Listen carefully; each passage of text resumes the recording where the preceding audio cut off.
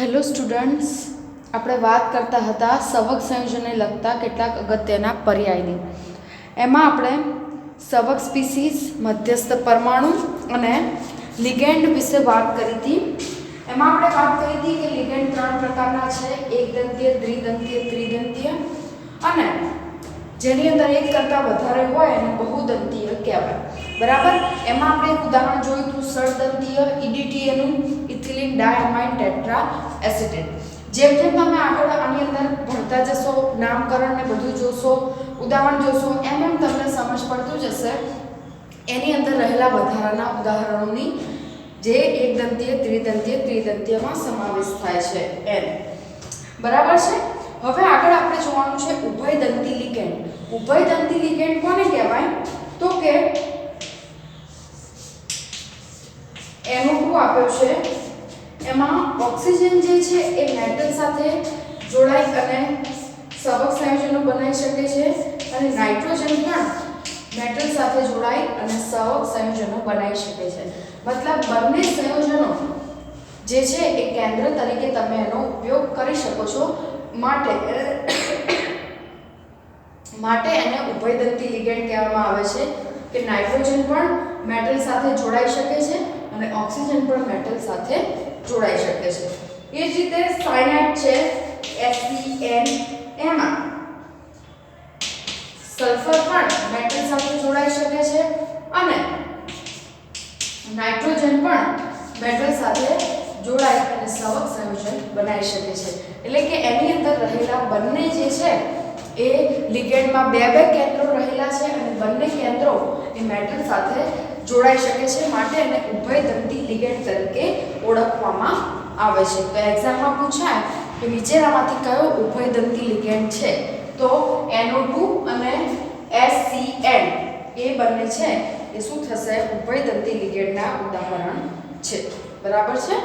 આગળ છે સવક આંક. તો આપણે જોયું હતું વર્ણનના સિદ્ધાંતમાં કે દ્વિતીયક સંયોજકતા છે એ સવક આંક દર્શાવે છે. બરાબર છે. તો અહીંયા સવક આંક કઈ રીતે બહુ ઇમ્પોર્ટન્ટ છે, એમાંથી ઘણા બધા MCQ પૂછાતા હોય છે. તો અહીંયા આપણે જોઈએ સવક આંક એટલે શું? તો જે ધાતુ સાથે સીધું જોડાયેલું હશે ચોરસ કૌંસની અંદર, એ જે પરમાણુની સંખ્યા છે એને આપણે સવક આંક કહીશું. જેમ કે આ Pt જોડે ડાયરેક્ટલી Cl જોડાયેલો છે. બરાબર. તો અહીંયા કેટલા Cl છે Pt સાથે જોડાયેલા છે? તો કે 6. એટલા માટે આનો સવક આંક કેટલો થશે? 6 થશે. એ જ રીતે અહીંયા આપ્યું છે તમને Ni NH3 4 +2. તો અહીંયા જે છે એ Ni સાથે જોડાયેલો જે સંયોજન છે NH3 એ કેટલા જોડાયેલા છે? 4 જોડાયેલા છે. બરાબર છે. માટે એનો સવક આંક કેટલો થશે? 4 થશે.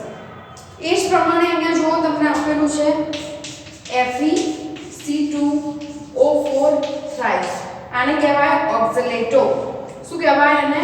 C2O4 છે એને ઓક્ઝલેટો કહીશું આપણે. બરાબર છે. તો એ જે ઓક્ઝલેટો જે છે એ કેવો છે? દ્વિદંતીય છે. આપણે જોયું હતું કે ઓક્ઝલેટો અને ઇથિન 1,2 ડાયએમાઇન એ બંને શું છે? દ્વિદંતીય લિગેન્ડ છે. તો દ્વિદંતીય લિગેન્ડ એટલે એક એકી સાથે બે બંધ બનાવી શકે. દ્વિદંતીય 3 છે એટલે 3 દુ 6. એટલે આનો સવક આંક કેટલો થશે? 6 થશે. કારણ કે આ દ્વિદંતીય લિગેન્ડ છે એટલે દ્વિદંતીય હોય એ બે બંધ બનાવી શકે. એટલે 3 ઓક્સિલેટો કેટલા બંધ બનાવશે? 3 દુ 6 બંધ બનાવશે. એ જ રીતે તમને આપ્યો છે COEN. ઇથિલિન ડાયએમાઇન ને આપણે EN તરીકે લખીશું. બરાબર છે. એ પણ કેવો છે? દ્વિદંતીય છે. એટલે EN દ્વિદંતીય છે એટલે 3 દુ શું બનશે? અહીંયા 6. એટલે આનો પણ સવક આંક કેટલો થશે? 6 થશે. તો આ પ્રમાણે આપણને કોઈ પણ સંયોજનનો સવક આંક પૂછાય તો આવડવું જોઈએ. અને ક્યારે આવડશે? જ્યારે તમને લિગેન્ડનો પ્રકાર આવડતો હશે ત્યારે તમને એ જે સંયોજન છે એનો સવક આંક શોધતા આવડશે. અને અહીંયા સવક સંયોજનોમાં પાય બંધ હશે તો એ પાય બંધ જે છે એને સવકાંકમાં ગણવામાં આવતો નથી. ખાલી ને ખાલી સિગ્મા બંધને જ સવકાંકમાં ગણવામાં આવે છે. તો અહીંયા જો તમને આપ્યું છે સવક પ્રભાવ ક્ષેત્ર. પહેલા આપણે સવક સ્પીસીસ જોઈ. સવક સ્પીસીસ કોને કહેવાય? તો કે અહીંયા જે જોડાયેલું છે જે સવકાંકમાં મદદરૂપ થાય. આના આધારે જ આપણે સવકાંક નક્કી કરીએ છીએ. તો એ જે સ્પીસીસ છે ને આપણે સવક સ્પીસીસ કહીએ છીએ. પહેલી કેટ તો આ જે જોડાયેલા છે ધાતુ સાથે ડાયરેક્ટલી, બરાબર છે, એને આપણે શું કહીએ છીએ? લિગેન્ડ. એના પ્રકાર જોયા આપણે. મધ્યસ્થ પરમાણુ, તો કે જે ધાતુ છે એને આપણે મધ્યસ્થ પરમાણુ તરીકે લઈએ છીએ, બરાબર છે. એમ હવે આગળ જોઈએ આપણે સવક પ્રભાવ ક્ષેત્ર. તો સવક પ્રભાવ ક્ષેત્ર શું કોને કહીશું? તો ધારો કે આ રીતે હોય K4 FeCN6. તો આ જે છે K4 FeCN6 એમાં પ્રભાવ ક્ષેત્ર કયું છે? તો K4 FeCN6 ની અંદર FeCN6 જે છે એ પ્રભાવ ક્ષેત્ર છે અને કેવ છે એ શું છે? પ્રતિ આયન છે. આને છે આપણે શું કહીશું? પ્રભાવ ક્ષેત્ર. અને એની બહાર જે લખેલું હશે એને આપણે શું કહીશું? પ્રતિ આયન. બરાબર. તો આના ઉપર પ્લસ ચાર્જ આવશે એટલે K પ્લસ અને આના ઉપર કેવો ચાર્જ આવશે? માઈનસ. જ્યારે પ્રતિ આયન બહાર લખેલો હોય આ બાજુ, બરાબર, પહેલા પ્રતિ આયન લખેલો હોય તો એના ઉપર પ્લસ અને પછી માઈનસ, અને પાછળ લખ્યું હોય તો આના ઉપર પ્લસ અને અહીંયા આવશે તો એના ઉપર શું આવશે? માઈનસ. જેમ કે આપણે NaCl લખ્યું હોય તો પહેલું આવે એના ઉપર પ્લસ અને બીજું આવે એના ઉપર માઈનસ. એમ K4 FeCN6 હોય તો પહેલું આવે એના ઉપર પ્લસ અને બીજું આવે એના ઉપર માઈનસ. પણ એનાથી ઉલટું હોય, K4 ના હોય પાછળ Cl હોય તો પહેલો આ આવશે એટલે આના ઉપર પ્લસ અને પાછળ આવે એના ઉપર માઈનસ. બરાબર છે. તો આ પ્રમાણે સવક પ્રભાવ ક્ષેત્ર આપણે નક્કી કરીએ છીએ. હવે છે સવક બહુફલક.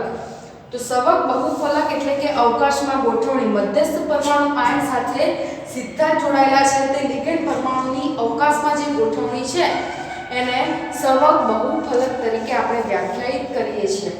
ખૂબ જ સામાન્ય સવક બહુફલકમાં આવશે અષ્ટફલકીય, સમચોરસ અને સમચતુષ્ફલકીય.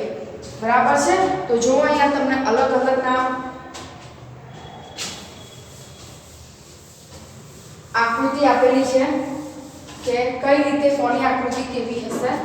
તો સૌથી પહેલા તમને આપી છે અષ્ટફલકીય. એમાં મેટલ એટલે કે કેન્દ્ર વચ્ચે હશે, બરાબર છે. એની સાથે લિગેન્ડ આ પ્રમાણે જોડાયેલા હશે. તો અહીંયા 6 લિગેન્ડ જોડાયેલા છે અને આ જે રચના છે એને શું કહીશું? અષ્ટફલકીય. કેવી રચના? અષ્ટફલકીય. સમચતુષ્ફલકીયની અંદર એક લિગેન્ડ અહીંયા હશે તો બીજા 3 લિગેન્ડ આ રીતે એકબીજા સાથે જોડાયેલા હશે. એ જ રીતે સમચોરસની અંદર 4 લિગેન્ડ આ પ્રમાણે ચોરસની જેમ જોડાયેલા હશે. ત્રિકોણીય દ્વિપિરામિડલની અંદર આ પ્રમાણે જોડાયેલા હશે અને સમતલીય સમચોરસની અંદર સમચોરસ પિરામિડલની અંદર લિગેન્ડ આ પ્રમાણે કંઈક જોડાયેલા હશે.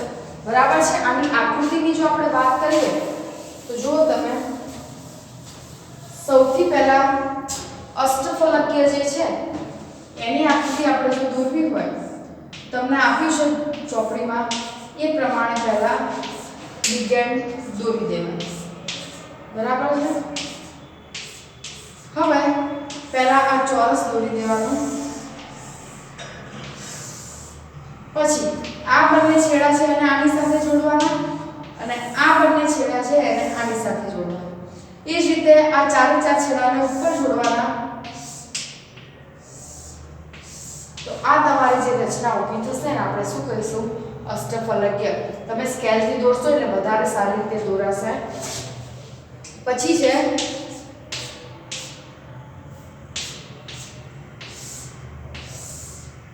સમચતુષ્ફલકીય. તો એની અંદર જે આકૃતિ છે એ કંઈક આ પ્રમાણે જોવા મળે છે. આને આપણે કહીશું સમચતુષ્ફલકીય, બરાબર છે. બીજું છે સમચોરસ, એમાં તો સીધું ચોરસ જ દોરી દેવાનું છે. ત્રિકોણ પિરામિડલની અંદર કઈ રીતે આકૃતિ થશે જો તમે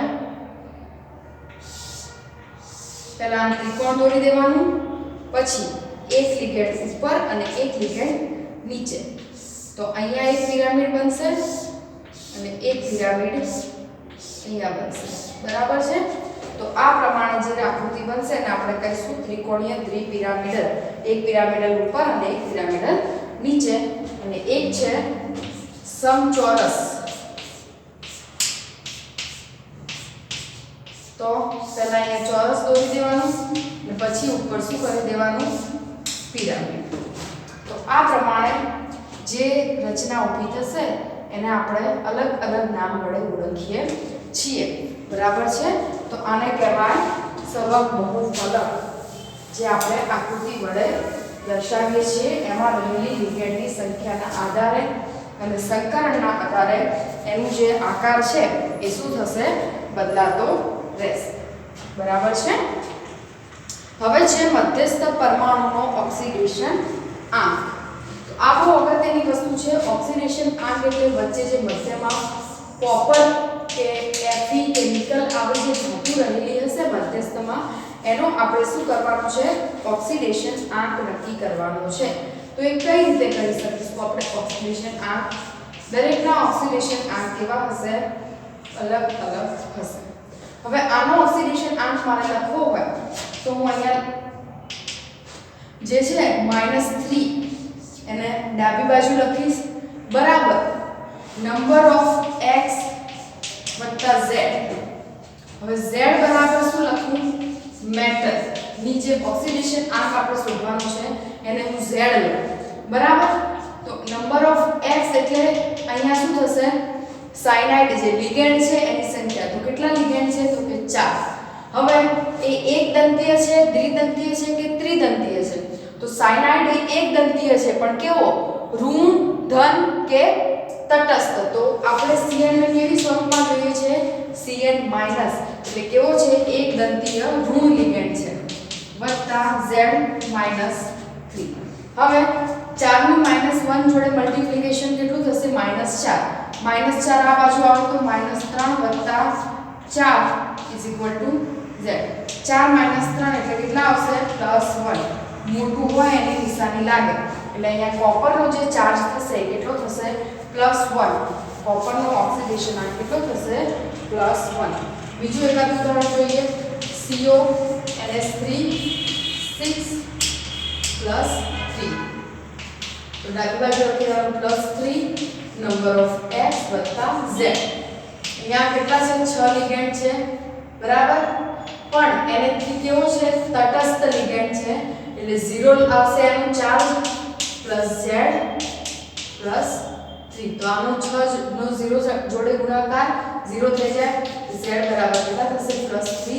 તો અહીંયા જે રહેલો કોબાલ્ટ છે એનો ઓક્સિડેશન આંક થશે +3. એ જ પ્રમાણે અહીંયા PtCl4 -2 છે. તો અહીંયા શું થશે? જો -2 બરાબર નંબર ઓફ x વત્તા z. કેટલા છે અહીંયા? 4. ક્લોરીન એક દંતીય ઋણ લિગેન્ડ છે એટલે માઈનસ ચાર્જ આવશે, બરાબર. પ્લસ z અને અહીંયા -2. 4 નો -1 સાથે ગુણાકાર -4 -2 પ્લસ z. અહીંયા -4 આ બાજુ આવે તો +4 z. તો અહીંયા z બરાબર શું આવશે? +2. તો અહીંયા પ્લેટિનમનો જે ચાર્જ છે કેટલો આવવાનો? +2 આવશે. તો આ પ્રમાણે તમે અલગ અલગ જે તમને આપેલા હશે એનો ઓક્સિડેશન આંક તમારે શોધવો પડશે. એનું કારણ છે કે તમારે જ્યારે નામકરણ કરવાનું આવશે ત્યારે ઓક્સિડેશન આંક લખવો એની અંદર ફરજિયાત હશે. અને ઓક્સિડેશન આંક શોધતા કે લખતા નહીં આવડતું હોય તો તમારા નામકરણમાં જે માર્ક્સ હશે એ શું થઈ જશે? કટ થઈ જશે, બરાબર. અને ખોટો ઓક્સિડેશન આંક શોધશો તો પણ માર્ક્સ શું થશે? કટ થશે. એટલે ઓક્સિડેશન આંક શોધતા આવડવું જરૂરી છે. એમસીક્યુમાં પણ પૂછાઈ શકે ઓક્સિડેશન આંક શોધવાનું, અને તમને નામકરણની અંદર પણ ઓક્સિડેશન આંકનું પૂછાઈ શકે. હવે આગળ છે હોમોલેક્ટિક અને હિટ્રોલેક્ટિક સંકીર્ણ. તો સંકીર્ણ સંયોજનો જેની અંદર એક જ પ્રકારની ધાતુ જોડાયેલ હોય તો એને હોમોલેક્ટિક કહેવાય. બરાબર, સોરી, જેની અંદર એક જ પ્રકારના લિગેન્ડ જોડાયેલા હોય તો એને હોમોલેક્ટિક કહેવાય અને જેની અંદર અલગ અલગ પ્રકારના લિગેન્ડ જોડાયેલા હોય તો એને હિટ્રોલેક્ટિક કહેવાય. તો અહીંયા બે પ્રકારના લિગેન્ડ જોડાયેલા છે એટલે હિટ્રો અને અહીંયા એક જ પ્રકારનો લિગેન્ડ જોડાયેલો છે એટલે હોમો. તો એવા સંયોજનો જેની અંદર એક જ પ્રકારના જોડાયેલા હશે તો એને હોમો કહીશું અને જુદા જુદા પ્રકારના જોડાયેલા હશે તો એને હિટ્રોલેક્ટિક સંકીર્ણ કહીશું. હવે આગળ છે સવક સંયોજનોનું નામ કરો.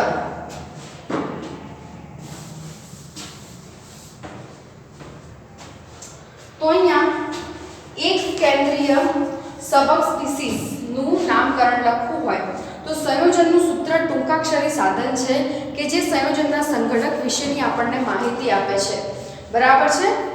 એક કેન્દ્રીય સવક સ્પીસીસનું આપણે જોઈએ અહીંયા તો સૌથી પહેલું છે મધ્યસ્થ પરમાણુ પ્રથમ લખવાનો, પછી લિગેન્ડને મૂળાક્ષર ક્રમમાં લખવાના. ધારો કે સાયનાઇડ હોય, બરાબર, અને ક્લોરીન હોય તો સાયનાઇડનું સ્પેલિંગ સી થી ચાલુ થાય અને ક્લોરીન હોય. ધારો કે બ્રોમો હોય અને ક્લોરો હોય તો બ્રોમોનો બી થી ચાલુ થાય સ્પેલિંગ અને ક્લોરોનો સી થી. તો બ્રોમો અને ક્લોરો બંને લિગેન્ડ હોય તો પહેલા બ્રોમોને લખવાનો અને પછી ક્લોરોને લખવાનો. બરાબર, એનો વીજભાર નહીં જોવાનો, એનું એબીસીડી પ્રમાણે નામ જોવાનું. બહુદંતીય લિગેન્ડને પણ મૂળાક્ષર પ્રમાણે લખવામાં આવે છે. એને સંક્ષિપ્તમાં મતલબ આપણે જોયું કે ઇથિલિન 1,2 ડાયએમાઇન એને આપણે ટૂંકમાં EN તરીકે લખીએ છીએ. તો તમે એનું સંક્ષિપ્તમાં જે EN લખ્યું એ પણ એને કૌંસમાં જ લખવાનું રહેશે. બરાબર છે.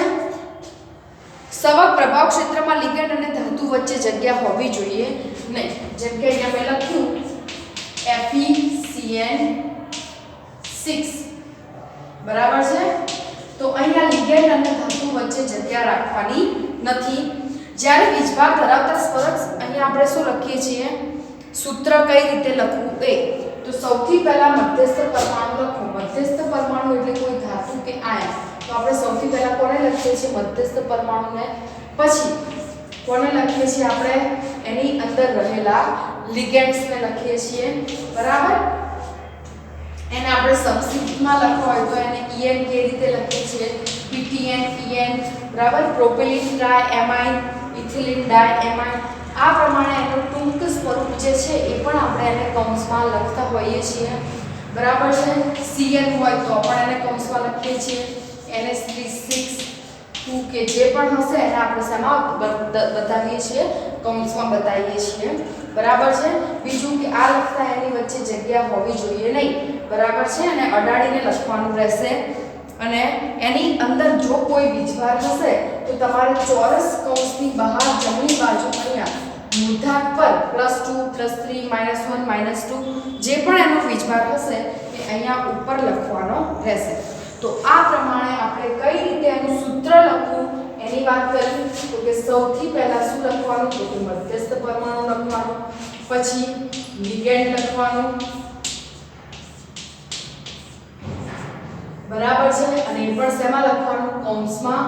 આ કૌંસ આપણો પૂરો થયો. અહીંયા એની વચ્ચે જગ્યા રાખવાની નહીં અને એના મૂર્ધાંકમાં એનો જે પણ વીજભાર હોય એ લખવાનો રહેશે. તો આ પ્રમાણે કોઈ પણ જે સંકીર્ણ સંયોજન છે એનું સૂત્ર લખવા માટે આટલી વસ્તુને ધ્યાનમાં રાખવાની રહેશે. બરાબર છે. તમને નામ આપેલું હોય એના ઉપર સૂત્ર લખવાનું હોય તો આ પ્રમાણે સૂત્ર એનું લખવાનું રહેશે. આગળ છે કઈ રીતે એના નામ આપવા. પહેલા આપણે સૂત્ર કઈ રીતે લખવું એ જોયું. હવે નામ કઈ રીતે આપવા એ જોઈએ આપણે.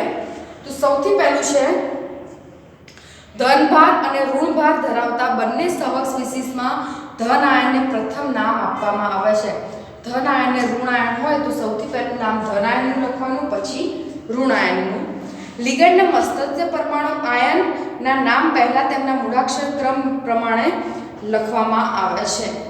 લિગેન્ડ જે છે એને પહેલા લિગેન્ડનું નામ લખવાનું અને પછી કોનું નામ લખવાનું, ધાતુ આયન જે મધ્યસ્થ પરમાણુ છે એનું.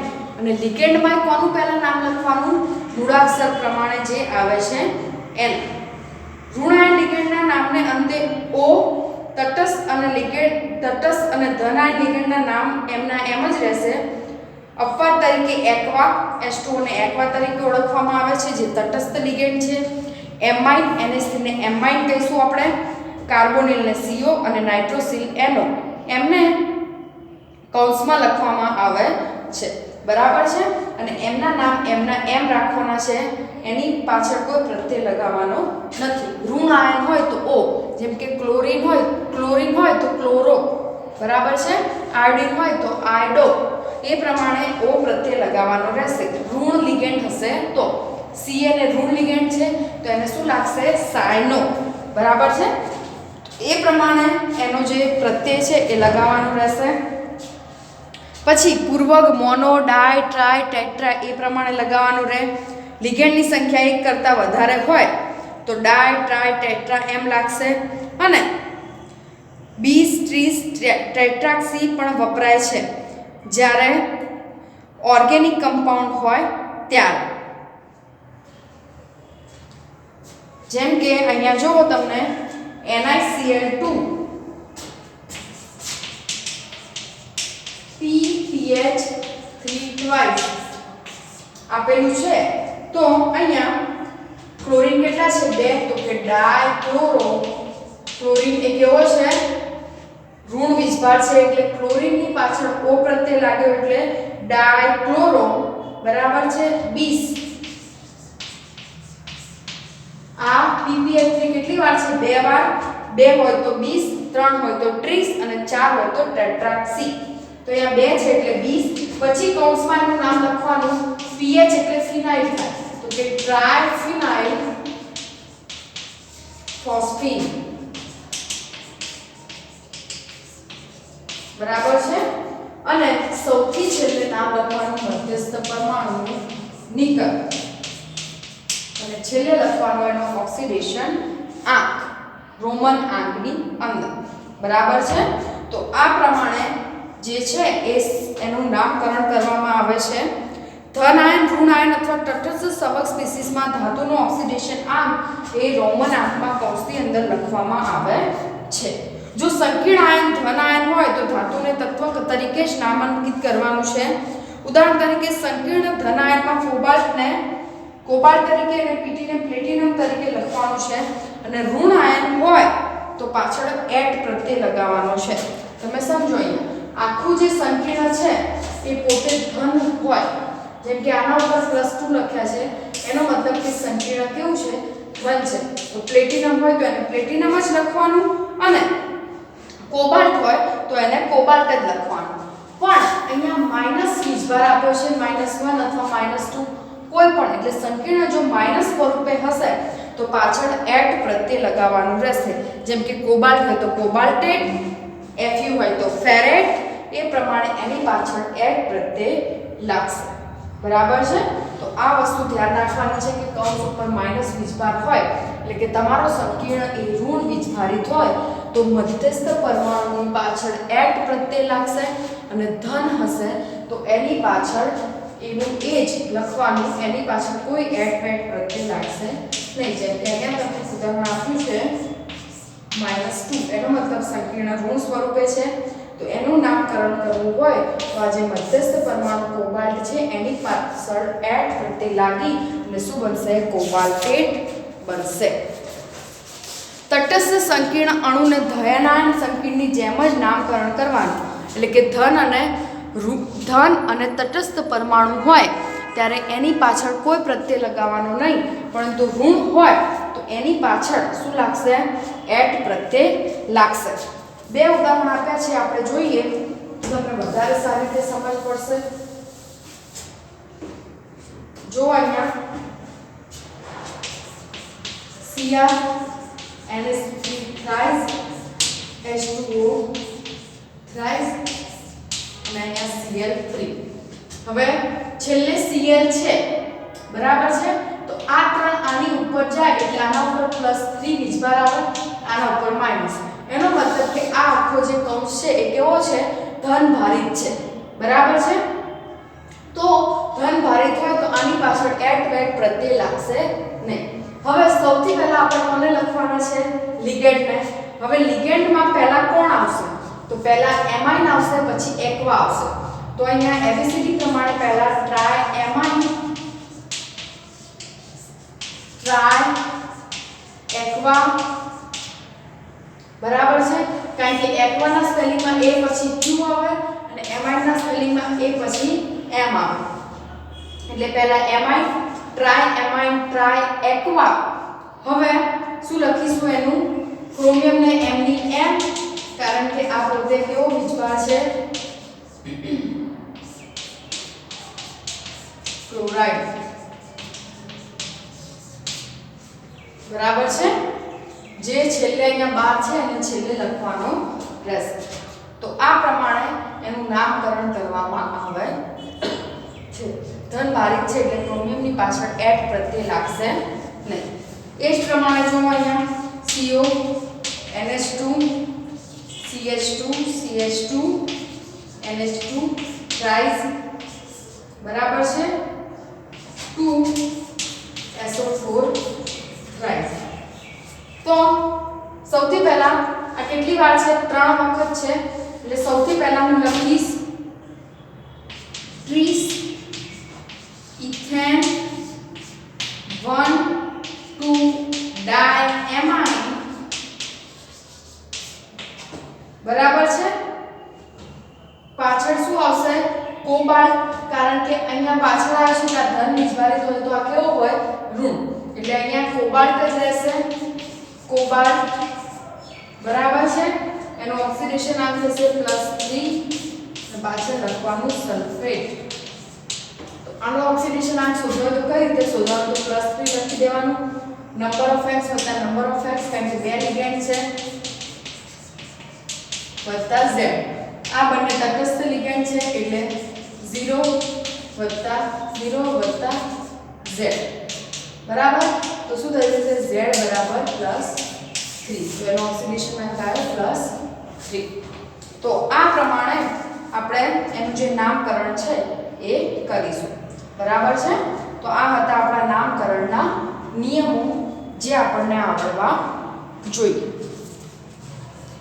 બરાબર છે? બીજું આપણે નેક્સ્ટ લેક્ચરમાં જોઈશું. તમારે કોયડો 9.2 એ ઘરેથી કરવાનો રહેશે.